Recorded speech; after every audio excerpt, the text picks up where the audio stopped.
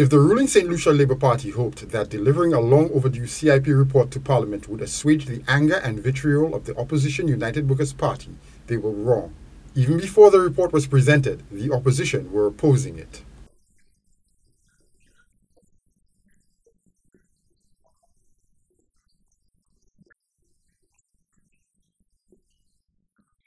Philipe Martinez and the opposition have accused the government of selling tens of thousands of passports and citizenships at discount prices amounting to hundreds of millions or even billions of dollars that remain unaccounted for.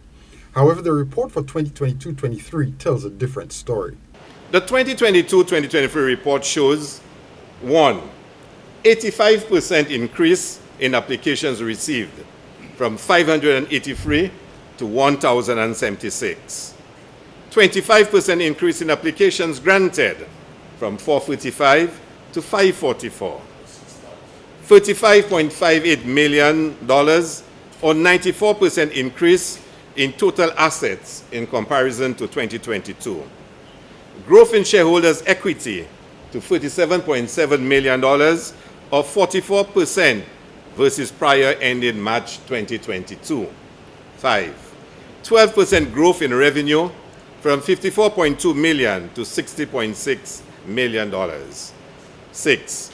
40% increase in staff, bolstering the capacity of the due diligence, verification, and accounts departments. Critics from the opposition are still crying out for this year's CIP report, a fact that Dr. Hilaire addressed head-on.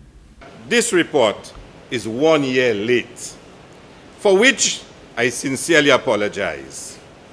We should always endeavor, at all times, to meet our statutory obligations. I do not desire to see this as a routine practice, and I believe that unlike what has become a norm with so many statutory bodies, we should always endeavor to meet our statutory obligations. However, he did reserve time to focus on the opposition's accusations and allegations that there was a billion-dollar bubble in St. Lucia's CIP. When the leader of the opposition attacks me and the CIP program, he is actually attacking a program he maintained for 5 years, and a program which brings significant revenue to our country. Anyone who seeks to state otherwise is only seeking to destroy our CIP and indeed our country. Dr. Hilaire underscored the Philipe Martinez RICO case against Caribbean Galaxy is a civil case, not a criminal one.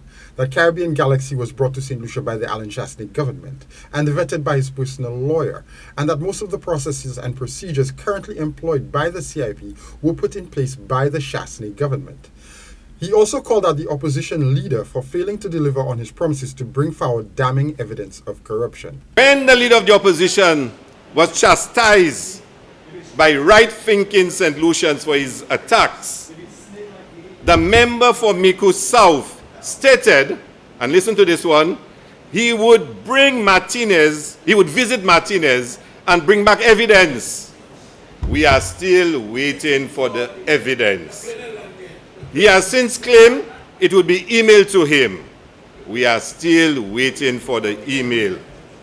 Instead, each week, we are promised a bombshell of untold proportions, bombshells that will destroy the reputation of our country. The next CIP report is due at the end of this month, and with the program at the very center of the upcoming general election campaign, it seems it is too late for transparency to actually assuage the politically valuable anger fueling this externally created controversy.